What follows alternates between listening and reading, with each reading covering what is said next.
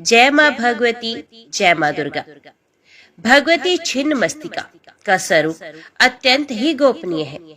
इसे कोई अधिकारी साधक ही जान सकता है। महाविद्याओं में इनका 5वां स्थान है। इनके प्रादुर्भाव की कथा इस प्रकार से है। एक बार भगवती भवानी अपनी सहचरी जया और विजया के साथ मंदाकिनी में स्नान करने के लिए गई। स्नान उपरांत क्षुधा अग्नि से पीड़ित होकर वे कृष्ण वर्ण की हो गई। उस समय उनकी सहचरियों ने भी उनसे कुछ भोजन करने के लिए मांगा। देवी ने उनसे कुछ समय प्रतीक्षा करने के लिए कहा। थोड़ी देर प्रतीक्षा करने के बाद सहचरियों ने जब पुनः भोजन के लिए निवेदन किया, तब देवी ने उनसे कुछ देर और प्रतीक्षा करने के लिए कहा।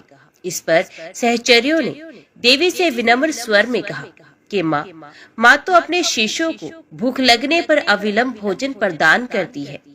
आप हमारी उपेक्षा क्यों कर रही हैं? अपने सहचरियों के मधुर वचन सुनकर कृपामयी देवी ने अपने खड्ग से अपना सर काट दिया। कटा हुआ सर देवी के बाएं हाथ में आ गिरा और उनके कबंध से रक्त की 3 धाराएं प्रवाहित हुई। वे 2 धाराओं को अपनी सहचरियों की ओर प्रवाहित कर दी, जिसे पीती हुई दोनों बहुत प्रसन्न होने लगी और तीसरी धारा का देवी स्वयं पान करने लगी। तभी से देवी छिन्न मस्तिका के नाम से प्रसिद्ध हुई। ऐसा विधान है कि आधी रात अर्थात चतुर्थ संध्या काल में छिन्न मस्तिका की उपासना से साधक को सरस्वती सिद्ध हो जाती है। शत्रु विजय, समूह स्तंभन, राज्य प्राप्ति और दुर्लभ मोक्ष प्राप्ति के लिए छिन्न मस्तिका की उपासना अमोघ है। छिन्न मस्तिका का आध्यात्मिक स्वरूप अत्यंत महत्वपूर्ण है। छिन्न यज्ञ शीर्ष की प्रतीक ये देवी श्वेत कमल पीठ पर खड़ी हुई है। दिशाएं ही इनके वस्त्र हैं। इनकी नाभि में योनि चक्र है। कृष्ण और रक्त गुणों की देवियां इनकी सहचरियां हैं। ये अपना शीश काटकर भी जीवित है। ये अपने आप में पूर्ण अंतर्मुखी साधना का संकेत है। विद्वानों ने इस कथा में सिद्धि की चरम सीमा का निर्देश माना है। योग शास्त्र में 3 ग्रंथियां बताई गई हैं, जिनके भेदन के बाद योगी को पूर्ण सिद्धि प्राप्त होती है। इन्हें ब्रह्म ग्रंथि, विष्णु ग्रंथि तथा रुद्र ग्रंथि कहा गया है। मूलाधार में ब्रह्म ग्रंथि, मणिपुर में विष्णु ग्रंथि तथा आज्ञा चक्र में रुद्र ग्रंथि का स्थान है। इन ग्रंथियों के भेदन से ही अद्वैत नंद की प्राप्ति होती है। योगियों का ऐसा अनुभव है कि मणिपुर चक्र के नीचे की नाड़ियों में ही काम और रति का मूल है। उसी पर शिव महाशक्ति आरूढ़ है। इसका उधर प्रवाह होने पर रुद्र ग्रंथि का भेदन होता है। जय माँ भगवती, जय माँ दुर्गा। अभी हम सुनते हैं नवरात्रि के 5वें दिन सुना व पढ़े जाने वाला देवी भागवत पुराण का पाठ। व्यास जी बोले, महिषासुर का संहार देखकर इंद्र आदि प्रधान देवता परम प्रसन्न हुए और वे जगदम्बा की स्तुति करने लगे। देवता बोले, हे देवी, आपकी ही शक्ति से ब्रह्मा इस जगत का सृजन करते हैं, भगवान विष्णु पालन करते हैं और शिवजी प्रलय काल में संहार करते हैं। आपकी शक्ति से रहित हो जाने पर वे कुछ भी करने में समर्थ नहीं हो सकते। अतः जगत का सृजन, पालन और संहार करने वाली आप ही हैं। इस संसार में कीर्ति, मति, समृद्धि, गति, करुणा, दया, श्रद्धा, धृति, वसुधा, कमला, अजपा, पुष्टि, कला, विजया, गिरजा, जया, तुष्टि, प्रमा, बुद्धि, उमा, रमा, विद्या, क्षमा, कांति और मेधा, ये सब शक्तियाँ आप ही हैं। इस त्रिलोकी में आप विख्यात हैं। संपूर्ण जगत को आश्रय देने वाली हे देवी, आपकी इन शक्तियों के बिना कौन व्यक्ति कुछ भी स्वयं कर सकने में समर्थ है। हे अम्बा, धारणा शक्ति भी निश्चित रूप से आप ही हैं। अन्यथा कश्यप और शेषनाग इस पृथ्वी को धारण कर सकने में कैसे समर्थ हो पाते। पृथ्वी शक्ति भी आप ही हैं। यदि आप इस रूप में नहीं होती तो प्रचुर भार से संपन्न ये संपूर्ण जगत आकाश में कैसे ठहर सकता था। हे जननी, जो मनुष्य माया के गुणों से प्रभावित होकर ब्रह्मा, विष्णु, महेश, चंद्रमा, अग्नि, यम, वायु, गणेश आदि प्रमुख देवताओं की स्तुति करते हैं, वे अज्ञानी ही हैं, क्योंकि क्या वे देवता भी आपकी कृपा शक्ति के बिना उन मनुष्यों को कार्य फल प्रदान करने में समर्थ हो सकते हैं? हे अम्बा, जो लोग सुविस्तृत यज्ञ में देवताओं को अधिकृत करके अग्नि में पुष्कल आहुति देते हैं, वे मंदमती हैं, क्योंकि यदि स्वाहा के रूप में आप नहीं होती तो वे देवता हवि द्रव्य को कैसे पाते? तब फिर वे मूल आपका ही यजन क्यों नहीं करते? आप जगत के चराचर प्राणियों को भोग प्रदान करती हैं और अपने अंशों से उन्हें नित्य जीवन देती हैं। हे जननी, जिस प्रकार आप अपने प्रिय देवताओं का पोषण करती हैं, उसी प्रकार अपने शत्रुओं का भी पालन करती हैं। हे माता, बुद्धिमान पुरुष विनोद के लिए उद्यान में लगाए गए वृक्षों में से कुछ वृक्षों के फल और पत्तों से रहित हो जाने अथवा उन वृक्षों का रस कड़वा निकल जाने पर भी उन्हें कभी भी नहीं काटते। उसी प्रकार आप भी अपने ही बनाए हुए दैत्यों की भलीभांति रक्षा करती हैं। करुणा रस से ओत प्रोत हृदय वाली आप रणभूमि में बाणों द्वारा शत्रुओं का जो संहार करती हैं, वे भी उसका मनोरथ पूर्ण करने के लिए ही होता है, क्योंकि दूसरे जन्म में देवांगनाओं के साथ क्रीड़ा विहार करने की इच्छा वाला उन्हें जानकर ही आपके द्वारा ऐसा किया जाता है। ऐसा आपका अद्भुत चरित्र है। हे माता, बड़ी विलक्षण बात तो ये है कि विख्यात प्रभावों वाले उन दैत्यों का संहार जो आपके संकल्प मात्र से ही संभव था, इसके लिए आप अवतार लेना पड़ा। ये शरीर धारण करके आप वास्तव में इसी के सहारे लीला करती हैं। इसमें कोई दूसरा कारण नहीं। जो मनुष्य इस विकराल कली के उपस्थित होने पर भी आपकी आराधना नहीं करते, अपितु आपके ही द्वारा निर्मित विष्णु शिव आदि देवताओं की उपासना में तत्पर रहते हैं, वे लोग पुराण चतुर धूर्त जनों के द्वारा निश्चित रूप से ठग लिए गए हैं। ये जानकर भी कि देवता आपके अधीन है तथा दैत्यों के द्वारा छिन्न भिन्न और प्रताड़ित किए जाते हैं। जो मनुष्य श्रद्धा पूर्वक भूलोक में अन्य देवताओं की उपासना करते हैं, वे मानो हाथ में अत्यंत प्रकाशमान दीपक लेकर भी किसी जल रहित भयानक कूप में जा गिरते हैं।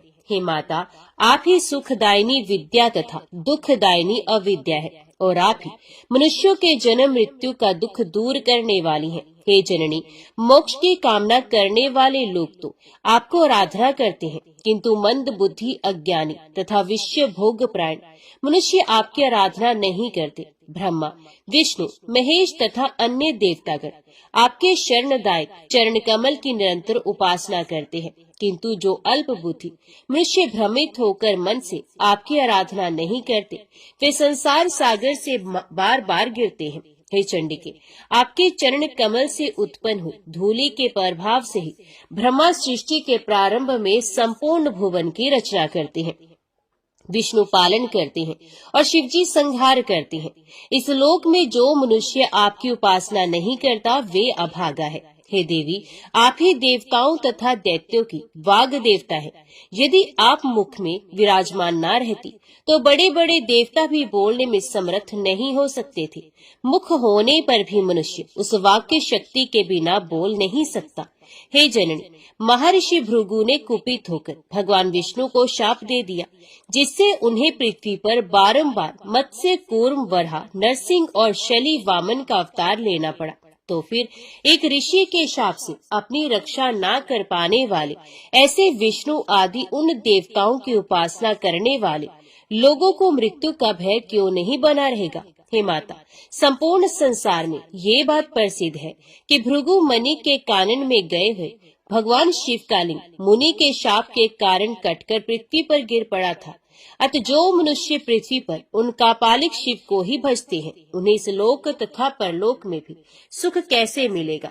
शिवजी से गणों के अधिपति गणेश उत्पन्न हुए। उन गणेश को जो लोग भजते हैं, उनकी ये शरणागति व्यर्थ है। हे देवी, वे लोग सभी प्रकार के अभिष्ट फल प्रदान करने वाली तथा सुख पूर्वक आराधनीय आप जगत जननी को नहीं जानते हैं। ये बड़ी विचित्र बात है कि आपने अपने शत्रु दैत्यों पर भी दया करके उन्हें तीक्ष्ण बाणों से रण में मारकर स्वर्गलोक भेज दिया। यदि आप ऐसा नहीं करती तो वे अपने कर्मों के परिणाम स्वरूप प्राप्त होने वाले घोर नरक में बड़े से बड़े दुख और विपत्ति में पड़ जाते।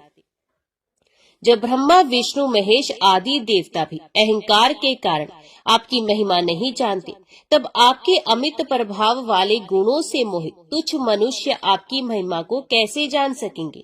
जो मुनिगण आपके स्वरूप को बड़ी कठिनता से ध्यान में आने वाला समझकर आपके चरण कमल की उपासना नहीं करते, अपितु सूर्य अग्नि आदि की उपासना में लगे रहते हैं, वे मूढ़ बुद्धि अनेक विध कष्ट पाते हैं। समस्त श्रुतियों के द्वारा प्रतिपादित वेद सार स्वरूप परमार्थ तत्व को वे नहीं जान पाते।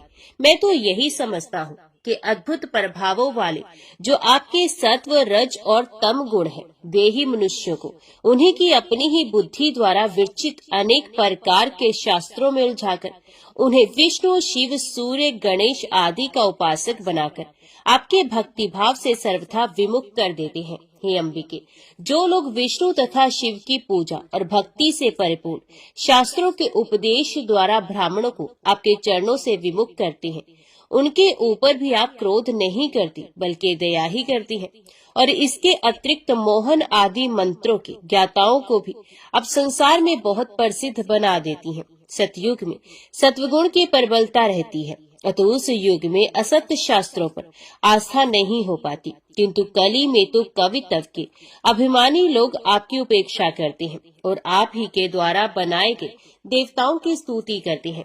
इस पृथ्वी तल पर अत्यंत शुद्ध अंतकरण वाले जो सात्विक मुनिगण मुक्ति फल प्रदान करने वाली योग सिद्ध्या एवं परा विद्या स्वरूपिणी अब भगवती का ध्यान करते हैं, ये पुण्य माता के गर्भ में आकर कष्ट नहीं पाते। जो मनुष्य आप में ध्यान मगन है वे धन्य हैं। आप चित्त शक्ति हैं और वही चित्त शक्ति परमात्मा में विद्यमान है, जिसके कारण वे भी नाम और रूप से अभिव्यक्त होकर इस जगत के सृजन पालन एवं संहार रूपी कार्यों के कर्ता के रूप में लोकों में प्रसिद्ध होती हैं। उन परमात्मा के अतिरिक्त दूसरा कौन है जो आपसे रहित होकर अपनी शक्ति से इस जगत का सृजन पालन और संहार करने में समर्थ हो सकता है।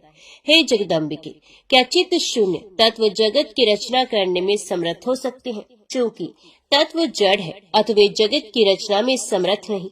हे देवी, यद्यपि इंद्रियां गुण तथा क्रम से युक्त हैं, फिर भी आपसे रहित होकर क्या वे फल प्रदान कर सकती हैं? हे माता, यदि आप यज्ञ में स्वाहा के रूप में निमित्त ना बनती, तो क्या देवगण उन यज्ञों में मुनियों के द्वारा विधिवत प्रदत्त आहुति रूप यज्ञ भाग प्राप्त करते। अतः ये निश्चय हो गया कि आप ही विश्व का पालन करती हैं। सृष्टि के प्रारंभ में इस संपूर्ण जगत की रचना आपने ही की है। आप ही विष्णु शिव आदि प्रमुख देवताओं तथा दिक्पालों की रक्षा करती हैं और परलय काल में आप ही संपूर्ण विश्व को अपने में विलीन कर देती हैं। हे देवी, जब ब्रह्मा आदि देवता भी आपके आद्य चरित्र को नहीं जान पाते, तो वो मंद भाग्य हम देवता उसे कैसे जान सकते हैं? हे माता, आपने महिष का रूप धारण करने वाले अत्यंत उग्र असुर का वध करके इस देव समुदाय की रक्षा की। हे जननी, जब वेद भी यथार्थ रूप से आपकी गति को नहीं जान पाए, तब हम मंदबुद्धि देवता उसे कैसे जान सकते हैं?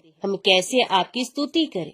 विख्यात प्रभाव वाली हे जननी, आपने जगत में महान कार्य किया है, जो कि आपने संसार के अचिंत्य कंटक स्वरूप हमारे शत्रु दुरात्मा महिषासुर का वध कर दिया।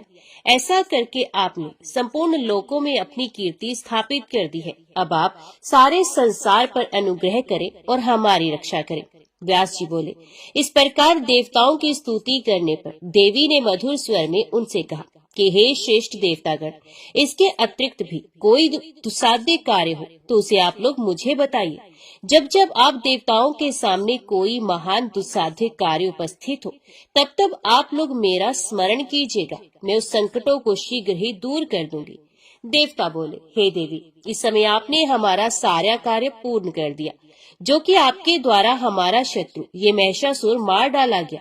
हे अम्बा, हे जगत जननी, अब आप हमारे मन में अपने प्रति ऐसी अविचल भक्ति स्थापित कीजिए कि हम सदा आपके चरण कमल का स्मरण करते रहें। माता ही अपनी संतान के हजारों अपराध सह सकती है, ऐसा समझकर लोग जगत की उत्पत्ति स्वरूपा भगवती की उपासना क्यों नहीं करते। इस देह रूपी वृक्ष पर जीव आत्मा और परमात्मा रूपी दो पक्षी रहते हैं। उन दोनों में सर्वदा मित्रता बनी रहती है, किंतु उनका तीसरा सखा ऐसा कोई भी नहीं जो अपराध को सह सके। अतएव ये ही जीव आप जैसे मित्र को त्याग कर क्या करेगा। देवताओं और मानवों की योनि में वह प्राणी पापी, मंदभागी और अधम है जो अत्यंत दुर्लभ देह पाकर भी आपका स्मरण नहीं करता। हम मन, वाणी और क्रम से बार बार ये सत्य कह रहे हैं कि सुख अथवा दुख प्रत्येक परिस्थिति में एकमात्र आप ही हमारे लिए अद्भुत शरण है। हे देवी, आप अपने समस्त श्रेष्ठ आयुधों द्वारा हमारी निरंतर रक्षा करें। आपके चरण कमलों की धूलि को छोड़कर हमारे लिए कोई दूसरा शरण नहीं है। व्यास जी बोले, इस प्रकार देवताओं की स्तुति करने पर भगवती जगदम्बा वहीं अंतर ध्यान हो गई। तब उन्हें अंतर्हित देखकर देवता बड़े विस्मय में पड़ गए। जन्मेजय बोले, हे मुने, अब मैंने भगवती के अत्यंत अद्भुत तथा जगत को शांति प्रदान करने वाले प्रभाव को तो देख लिया, फिर भी हे द्विजवर, आपके मुखार विंद से निकली हुई सुधामयी कथा को बार बार सुनते हुए भी मुझे तृप्ति नहीं हो रही। अब आप बताएं, भगवती के अंतर ध्यान हो जाने पर उन प्रधान देवताओं ने क्या किया। देवी का ये परम पावन चरित्र मनुष्यों के लिए अल्प पुण्यों से प्राप्त हो सकना सर्वथा दुर्लभ ही है। अल्प भाग्य वाले मनुष्य को छोड़कर भगवती के कथा श्रवण में सदा तत्पर कर्णपुट वाला ऐसा कौन होगा जो देवी के कथा अमृत से तृप्ति प्राप्त कर लेता है। जिस कथा अमृत का पान करने से मनुष्य अमृतत्व प्राप्त कर लेता है, उसे जो आदर पूर्वक नहीं पीते, उन मनुष्यों को धिक्कार है। भगवती जगदम्बा का लीला चरित्र देवताओं और बड़े बड़े मुनियों के लिए भी रक्षा का परम साधन है। ये लीला चरित्र मनुष्यों को संसार सागर से पार करने के लिए एक नौका है। कृत्यज्ञ जन उस चरित्र को भला कैसे त्याग सकती हैं। जीवन मुक्त तथा मोक्ष की कामना करने वाले अथवा रोगग्रस्त जो कोई भी सांसारिक प्राणी है, उन सबको चाहिए कि वे अपने कर्णपुट से भगवती के इस सर्वार्थदायक कथा अमृत का पान करते रहे। ऐसा वेद वेता कहते हैं। हे मुने, धर्म, अर्थ और काम में तत्पर राजाओं को तो विशेष रूप से कथा अमृत का पान करना चाहिए। जो मुक्त प्राणी तक उस कथा अमृत का पान करते हैं, तब मुक्ति से वंचित उन जन इसका पान क्यों नहीं करते। ये अनुमान करना चाहिए कि जिन लोगों ने अपने पूर्व जन्म में सुंदर कुंद पुष्पों, चंपा के पुष्पों तथा बिल पत्रों से भगवती का पूजन किया है, वे ही इस जन्म में भूतल पर भोग तथा ऐश्वर्य से संपन्न राजा होते हैं। जो मनुष्य पवित्र भारत भूभाग में यह मानव शरीर पाकर भी भगवती को भक्ति से रहते हैं तथा जिन्होंने उनकी आराधना नहीं की, वे सदा धन धान्य से ही रोगग्रस्त और निस्संतान रहते हैं। साथ ही वे लोग दूसरों के दास बनकर निरंतर घूमते रहते हैं और आज्ञाकारी होकर दूसरों का भार ढोया करते हैं। वे दिन रात स्वार्थ साधन में लगे रहते हैं, फिर भी उन्हें अपना पेट भरने तक के लिए अन्न कभी नहीं मिलता। इस संसार में जो लोग अंधे, गूंगे, बहरे, लूले और कोढ़ी के रूप में कष्ट भोग रहे हैं, उनके विषय में विद्वानों को ये अनुमान कर लेना चाहिए कि उन्होंने भगवती की निरंतर आराधना नहीं की है। जो लोग राजोचित भोग से युक्त, ऐश्वर्य से संपन्न, अनेक मनुष्यों से सेवित और वैभवशाली दिखाई पड़ते हैं, उनके विषय में ये अनुमान लगाना चाहिए कि उन्होंने अवश्य ही जगदम्बा की उपासना की है। अतएव हे सत्यवती नंदन, अब आप कृपा करके भगवती के उत्तम चरित्र का वर्णन कीजिए। आप बड़े दयालु हैं। उस पापी महिषासुर का वध करने के पश्चात देवताओं से भलीभांति पूजित होकर सभी देवताओं के तेज से प्रादुर्भूत वे भगवती महालक्ष्मी कहाँ चली गई। हे महाभाग, आपने अभी कहा कि वे तुरंत अंतर्ध्यान हो गई। स्वर्गलोक अथवा मृत्युलोक किस जगह वे भगवती भुवनेश्वरी प्रतिष्ठित हुई, वे कहाँ पर विलीन हो गई। क्या वैकुंठ धाम में विराजने लगी या फिर सुमेरु पर्वत पर विराजमान हुई। अब आप मुझे ये सब यथार्थ रूप में बताएं। व्यास जी बोले, हे राजन, इसके पहले मैं आपसे रमणीय मणिद्वीप का वर्णन कर चुका हूँ। वे भगवती का क्रीड़ा स्थल है तथा उनके लिए सदा परम प्रिय बतलाया गया है। जहाँ ब्रह्मा, विष्णु और महेश स्त्री रूप में परिणित हो गए थे और पुनः पुरुष तत्व पाकर वे अपने अपने कार्यों में संलग्न हो गए। ये परम सुंदर दीप सुधा सागर के मध्य में विराजमान है। भगवती जगदम्बा वहाँ अनेक रूपों में सदा विहार करती हैं। महिषासुर के वध के पश्चात देवताओं से तथा भलीभांति पूजित होकर वे सनातनी माया शक्ति भगवती शिवा उसी मणिद्वीप में चली गई, जहाँ के निरंतर विहार करती रहती हैं। श्री भागवत उन सर्वेश्वरी भगवती को अंतर्हित देखकर देवताओं ने सूर्य वंश में उत्पन्न महाबली एवं सभी शुभ लक्षणों से संपन्न अयोध्यापति शत्रुघ्न नामक पराक्रमी राजा को महिषासुर के सुंदर आसन पर अभिषिक्त किया। इस प्रकार इंद्र आदि सभी प्रधान देवता शत्रुघ्न को राज्य प्रदान करके अपने अपने वाहनों से अपने अपने स्थान को चले गए। हे भूपते, उन देवताओं के चले जाने पर पृथ्वी पर धर्म राज्य स्थापित हो गया और प्रजाएं सुखी हो गई। मेघ उचित समय पर जल बरसाते थे और पृथ्वी पर उत्तम धान्य उत्पन्न होते थे। वृक्षों, फलों तथा फूलों से सदा लदे रहते थे और वे लोगों के लिए बड़े सुखदायक हो गए। घड़े के समान थन वाली दुधारू गोए मनुष्य को उनकी इच्छा के अनुसार दूध दिया करती थी। स्वच्छ एवं शीतल जल वाली नदियां सुगमता पूर्वक बहती थी और पक्षियों से सुशोभित रहती थी। ब्राह्मण वेद तत्वों के ज्ञाता हो गए और यज्ञ कर्म में प्रवृत्त रहने लगे। क्षत्रिय धर्म भावना से ओतप्रोत हो गए और सदा दान तथा अध्ययन में तत्पर रहने लगे। सभी राजा शस्त्र विद्या प्राप्त करने में संलग्न हो गए और वे सदा प्रजाओं की रक्षा करने लगे। उनका दंड विधान न्याय के अनुसार चलने लगा और वे शांति गुण से संपन्न हो गए। सभी प्राणियों में परस्पर मेल जोल रहने लगा। खानों से मनुष्यों को अपार धन प्राप्त होने लगा और गौशालाएं गौ समुदाय से संपन्न हो गई। हे राजन, उस समय धरातल पर ब्राह्मण, क्षत्रिय, वैश्य और शूद्र ये सबके सब देवों की भक्ति संलग्न हो गई। सर्वत्र मनोहर यज्ञ मंडप तथा यज्ञ युग दृष्टि गोचर होते थे। ब्राह्मणों तथा क्षत्रियों द्वारा संपन्न किए गए यहाँ से सारी पृथ्वी सुशोभित होने लगी। उस समय स्त्री पतिव्रत धर्मपरायण, सुशील तथा सत्यनिष्ठ थी और पुत्र पिता के प्रति श्रद्धा रखने वाले तथा धर्मशील होते थे। पृथ्वी तल पर पाखंड तथा अधर्म कहीं भी नहीं था।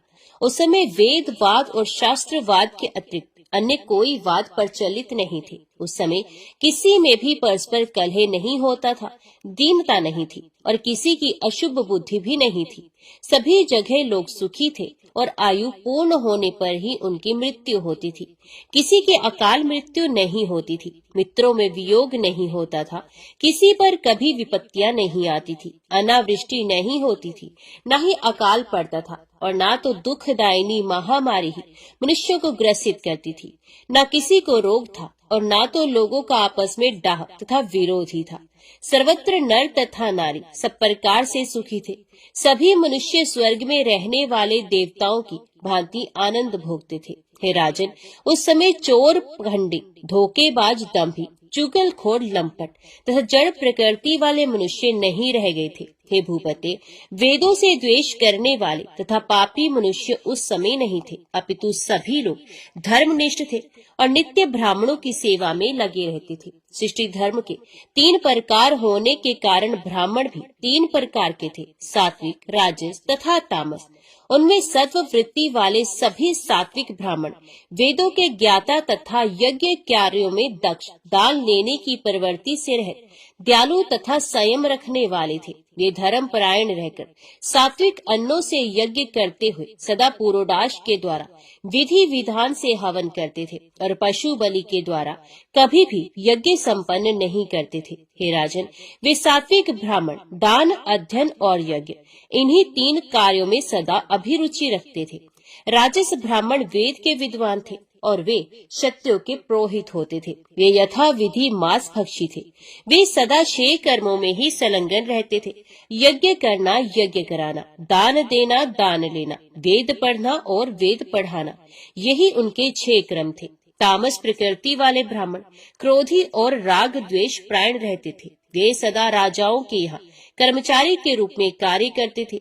वे कुछ कुछ अध्ययन में भी संलग्न रहते थे। इस प्रकार महिषासुर का वध हो जाने पर सभी ब्राह्मण सुखी, वेद परायण, व्रतनिष्ठ तथा दान धर्म में संलग्न हो गए। क्षत्रिय प्रजा पालन में लगे, वैश्य व्यवसाय में तत्पर हो गए और कुछ अन्य वैश्य कृषि, वाणिज्य, गौरक्षा तथा सूद पर धन देने के क्रम में प्रवृत्त हो गए। इस प्रकार महिषासुर के संहार के पश्चात सारा जन समुदाय आनंद से परिपूर्ण हो गया।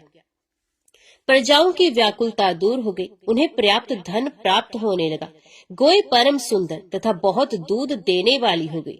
नदियां प्रचुर जल से भर गई, वृक्ष बहुत अधिक फलों से लद गए और सभी मनुष्य रोग रहित हो गए। कहीं भी किसी प्राणी को मानसिक व्याधियां तथा प्राकृतिक आपदाएं व्यथित नहीं करती थी। उस समय सभी प्राणी अकाल मृत्यु को प्राप्त नहीं होते थे। वे सब प्रकार के वैभव से संपन्न तथा निरोग रहते थे। वेद प्रतिपादित धर्म में तत्पर रहते हुए सभी लोगों ने भगवती चंडिका के चरण कमलों की सेवा में ही अपना चित्त लगा दिया था। राजन, सुनिए, मैं देवी का उत्तम चरित्र कहता हूँ। ये संपूर्ण प्राणियों को सुख देने वाला तथा समस्त पापों का नाश करने वाला है। पूर्व काल में शुंभ और निशुंभ नामक दो असुर भाई थे। वे बड़े बलवान, महाप्रकर्मी तथा पुरुषों में अवध थे। उनके पास बहुत से सैनिक थे। वे दोनों वीर देवताओं को सदा दुख देते रहते थे। वे बड़े दुराचारी तथा मदमत थे। उनके पास बहुत अधिक दानव थे। अंबिका ने देवताओं के हित के लिए उन दोनों दानवों को उनके परिचरों समेत अत्यंत भीषण संग्राम में मार डाला। महाबाहु चंडमुंड, महाभयंकर रक्तबीज और धूम्रलोचन नामक असुर वे सब भी भगवती के द्वारा रणभूमि में मारे गए थे। उन सबका वध करके भगवती अंबिका ने देवताओं का बहुत बड़ा भय दूर कर दिया। तदंतर देवताओं ने पवित्र सुमेरु पर्वत पर उन देवी का स्तवन तथा विधिवत पूजन किया। राजा बोले, पूर्व काल में ये दोनों दानव कौन थे और वे बड़े बड़े बलशालियों से भी श्रेष्ठ कैसे हुए? उन्हें राज सिंहासन पर किसने प्रतिष्ठित किया? स्त्री के द्वारा वे कैसे मारे गए? किस देवता की तपस्या के परिणाम स्वरूप प्राप्त वरदान से वे महाबली हुए और किस प्रकार वे मारे गए? ये सब विस्तार पूर्वक बताइए। व्यास जी बोले, हे राजन, अब आप समस्त पापों का नाश करने वाले, सभी प्रकार के अभिष्ट फल प्रदान करने वाले मंगल में तथा भगवती के चरित्र से ओत प्रोत दिव्य कथा को सुनिए।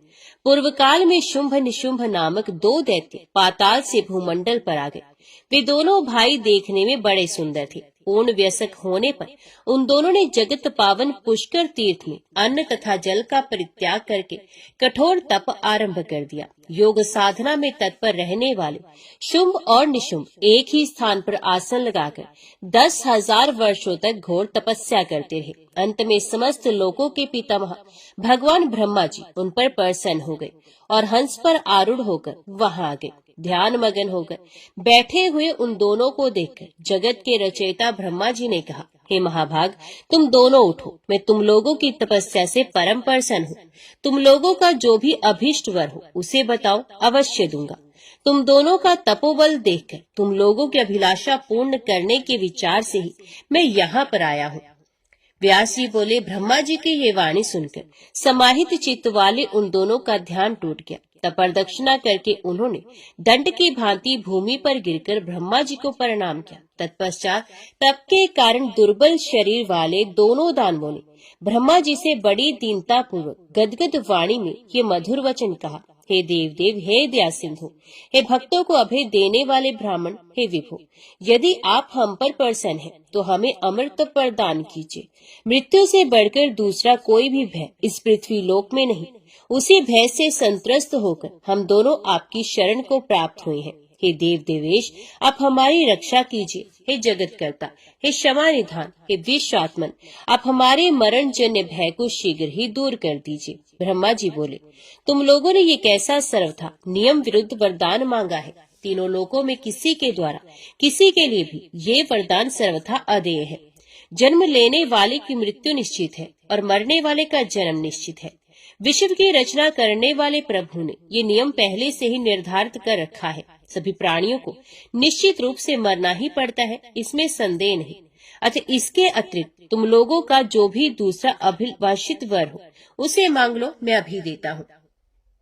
व्यास जी बोले, हे राजन, ब्रह्मा जी की ये बात सुनकर उन दोनों दानवों ने परस्पर भलीभांति विचार करने के उपरांत अपने सम्मुख खड़े उन ब्रह्मा जी को प्रणाम करके कहा, हे कृपा सिंधु, देवता, मनुष्य, मृग अथवा पक्षी, इनमें से किसी भी पुरुष जाति के द्वारा हमारा मरण न हो, यही हमारा अभीष्ट वर है। इसे आप हमें प्रदान करें। ऐसी कौन बलवती स्त्री है जो हम दोनों का नाश कर सके? इस चराचर त्रिलोकी में किसी भी स्त्री से हम नहीं डरते। हे ब्राह्मण, हम दोनों भाई पुरुषों से अवध्य हुए। हमें स्त्रियों से कोई डर नहीं, क्योंकि वे तो स्वभाव से ही अबला होती हैं। व्यास जी बोले, इन दोनों का ये वचन सुनकर ब्रह्मा जी ने उन्हें मनोवांछित वर दे दिया और प्रसन्न मन से अपने स्थान पर चले गए। ब्रह्मा जी के अपने लोक चले जाने पर वे दोनों दानव वहीं पर अपने घर चले गए। उन्होंने वहां पर शुक्राचार्य को अपना पुरोहित बनाकर उनका पूजन किया।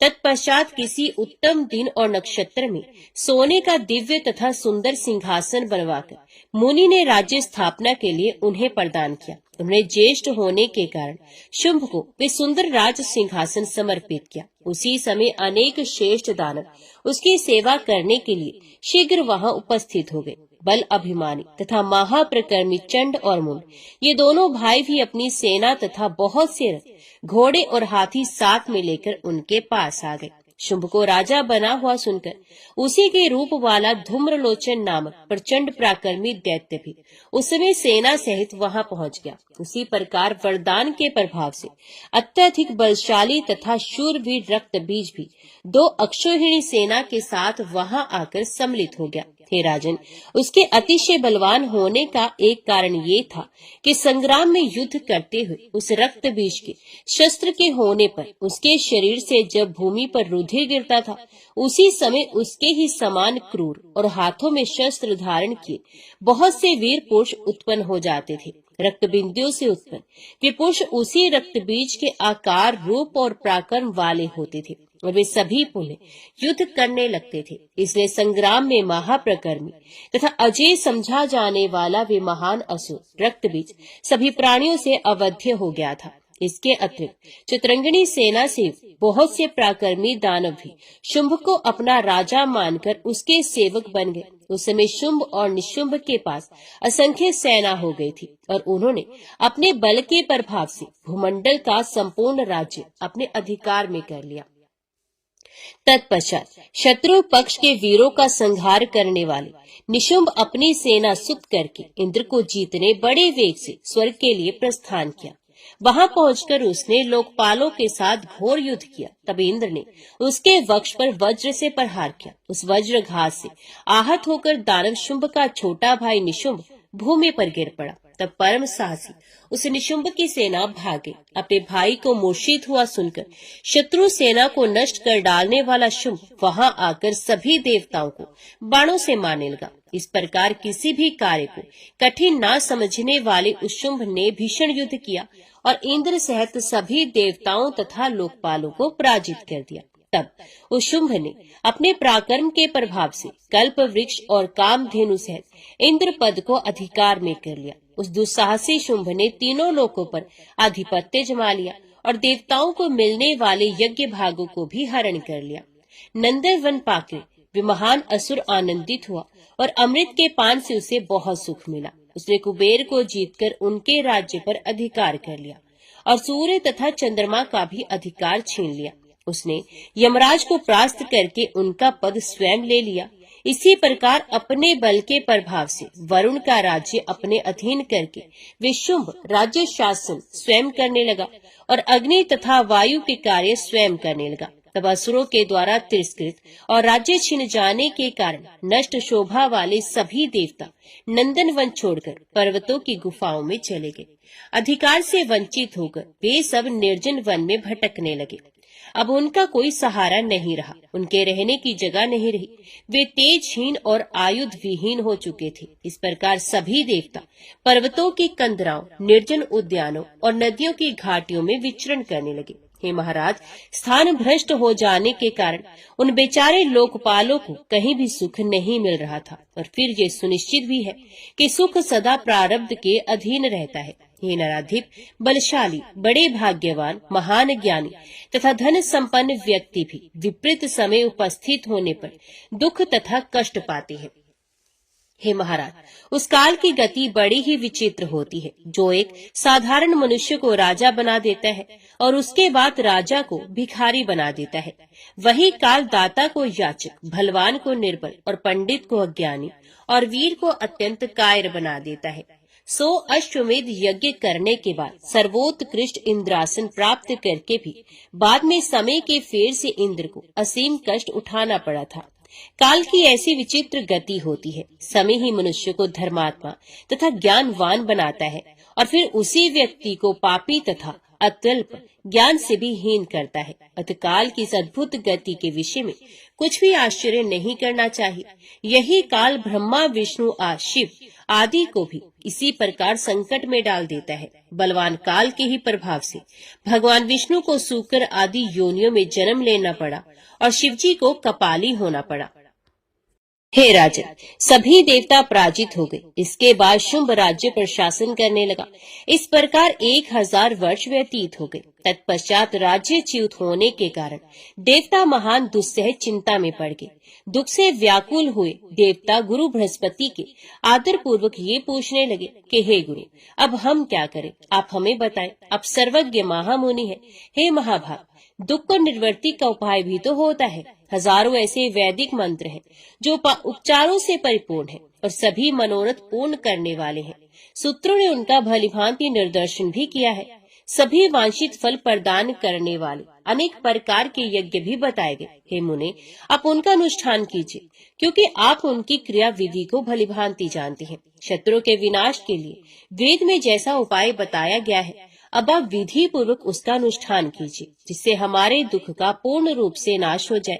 हे अंगिरस, दानवों के विनाश के लिए आप अपनी बुद्धि के अनुसार आज ही अभिचार क्रम आरंभ करने की कृपा कीजिए। बृहस्पति जी बोले, हे देवराज, वेदों में बताए गए सभी मंत्र प्रारब्ध के अनुसार ही फल प्रदान करने वाले हैं। वे स्वतंत्र नहीं हैं और नियम के अनुसार ही फल प्रदान करते हैं। उन मंत्रों के देवता तो आप ही लोग हैं। जब आप लोग स्वयं समय के फेर से कष्ट में पड़े हुए हैं, तो मैं कौन सा उपाय करूं? यज्ञ कर्मों में इंद्र, अग्नि, वरुण आदि की पूजा की जाती है और वे आप सब देवता ही स्वयं विपत्ति भोग रहे हैं, तब यज्ञ क्या कर सकेंगे? अवश्यम भावी घटनाओं का कोई प्रतिकार नहीं। फिर भी संकट से बचने के लिए उपाय तो करना ही चाहिए। ये शिष्ट पुरुषों का उपदेश है। कुछ विद्वान कहते हैं कि दैव सबसे बलवान होता है और उपायवादी लोग दैव को निरर्थक बताते हैं, किंतु मनुष्यों के लिए दैव और उपाय दोनों ही आवश्यक माने गए हैं। मात्र दैव का आश्रय लेकर कभी भी बैठे नहीं रहना चाहिए। अपनी बुद्धि से विचार करके सम्यक रूप से प्रयत्न करने में तत्पर हो जाना चाहिए। इसलिए भली भांति बार बार सोच विचार कर मैं आप सभी को उपाय बता रहा हूँ। पूर्व काल में जब भगवती जगदम्बा ने आप लोगों पर प्रसन्न होकर महिषासुर का वध किया था, उस समय आप लोगों के स्तुति करने पर उन्होंने ये वरदान दिया था, आप लोगों के स्मरण करने पर मैं सदा आप लोगों की विपत्ति दूर करूंगी। हे देवेश्वरों, जब जब आप लोगों पर देवजन्य आपदाएं आए, तब तब आप देवतागण मेरा ध्यान कीजिएगा। स्मरण करते हो मैं आप लोगों की बड़ी से बड़ी विपत्तियों का नाश करूंगी। अतः अब आप लोग परम रमणीक हिमालय पर्वत पर जाकर प्रेम पूर्वक भगवती चंडिका की आराधना कीजिए। आप लोग माया बीज के विधान के ज्ञाता हैं, उसी के पुष्चरण में तत्पर हो जाइए। मैं जानता हूँ कि इस अनुष्ठान के प्रभाव से वे भगवती प्रसन्न हो जाएंगी। अब आप लोगों के दुख का अंत दिखाई पड़ रहा है, इसमें संदेह नहीं। मैंने सुना है कि वे भगवती उस हिमालय पर्वत पर सदा विराजमान रहती हैं। उनकी स्तुति तथा विधिवत पूजा करने पर वे शीघ्र ही आप लोगों को वांछित फल प्रदान करेंगी।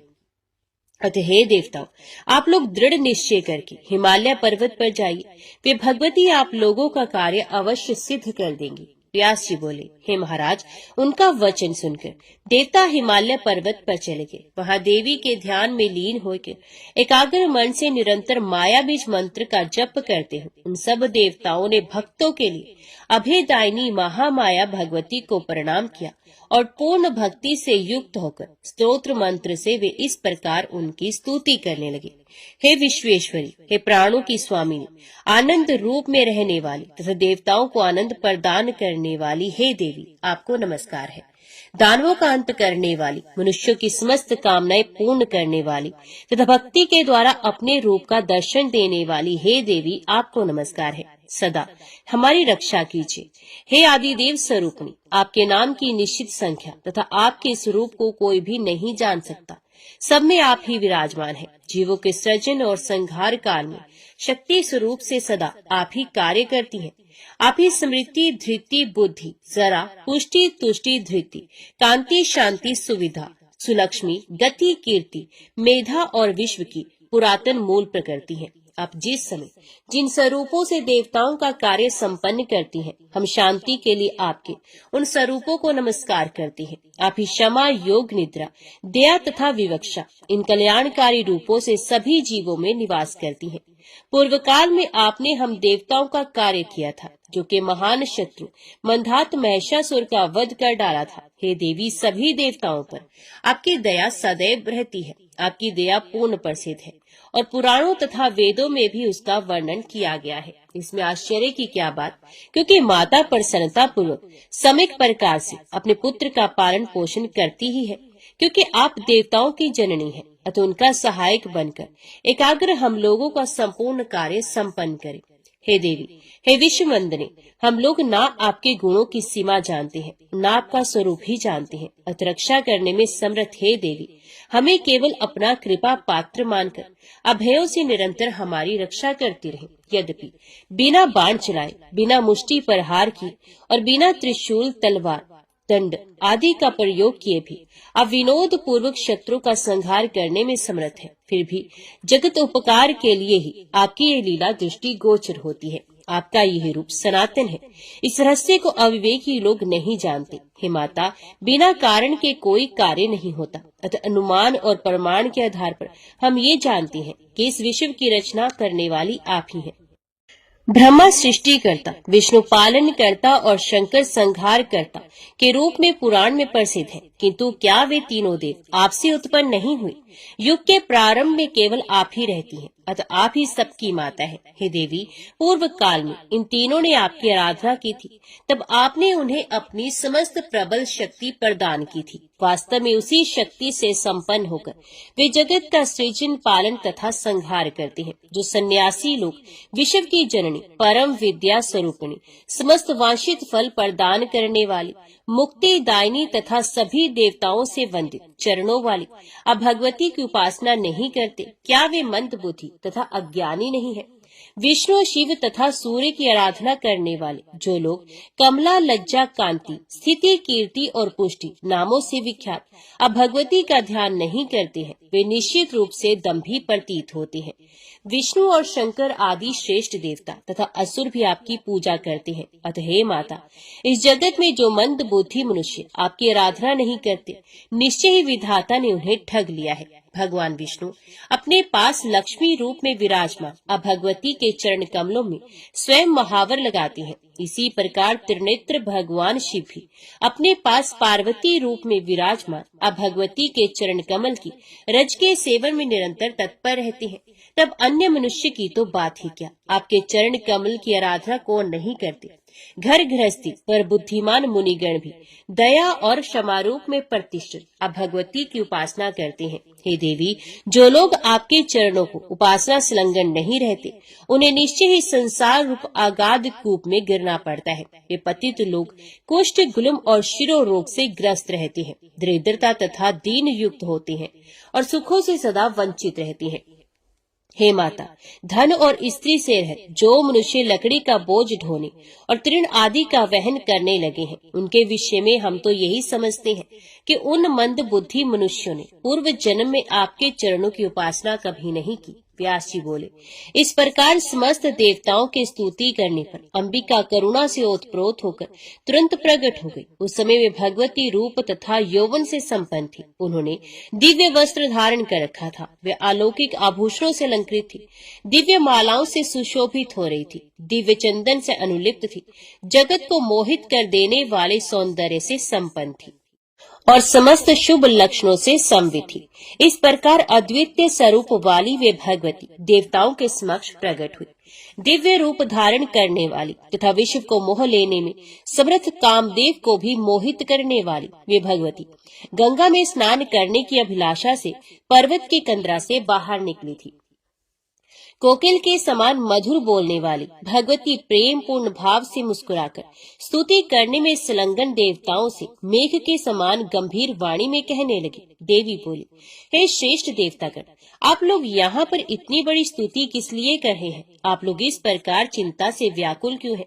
मुझे अपना कार्य बताइए। व्यास जी बोले, भगवती का ये वचन सुनकर उनके रूप वैभव से मोहित श्रेष्ठ देवताओं का हृदय उत्साह से परिपूर्ण हो गया, जिससे वे प्रेम पूर्वक उनसे कहने लगे। देवता बोले, जगत को नियंत्रण में रखने वाली हे देवी, हम आपकी स्तुति कर रहे हैं। हम आपके शरणागत हैं। हे कृपा सिंधु, दैत्यों से सताए गए हम देवताओं की संपूर्ण दुखों से रक्षा कीजिए। हे महादेवी, पूर्व काल में देवताओं के लिए कंटक बने महिषासुर का वध करके आपने हमें वर प्रदान किया था। आप लोग संकट में मुझे सदा याद कीजिएगा। स्मरण करते ही मैं दैत्यों के द्वारा आप लोगों को पहुंचाई गई पीड़ा का निस्संदेह नाश करूंगी। हे देवी, इसलिए हम लोगों ने आपका स्मरण किया है। इस समय शुंभ और निशुंभ नामक दो दानव उत्पन्न हुए हैं, जो देखने में महाभयंकर हैं। वे हमारे कार्यों में विघ्न डाला करती हैं। ये पुरुषों से सर्वथा अवध्य है। ऐसे ही बलशाली दानव रक्त बीज तथा चंड और मुंड भी हैं।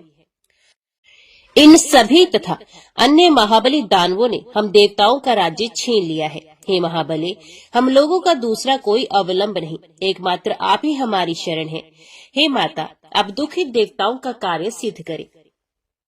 देवता आपके चरणों की उपासना में सदैव संलग्न रहते हैं। इस समय वे सब महान बलशाली दैत्यों के द्वारा विपत्ति में डाल दिए गए हैं। अतः हे देवी, आप उन भक्ति परायण देवताओं को दुख रहित कर दीजिए। हे माता, आप दुखित देवताओं का आश्रय बन जाइए। हे देवी, युग के आरंभ में इस विश्व की रचना आप भगवती ने स्वयं ही की थी। ये जानकर आप इस संपूर्ण जगत भूमंडल की रक्षा कीजिए। हे जननी, हे माता, अपने बल से अभिमान में चूर दानव जगत में लोगों को पीड़ित कर रहे हैं। जय माँ भगवती, जय माँ दुर्गा।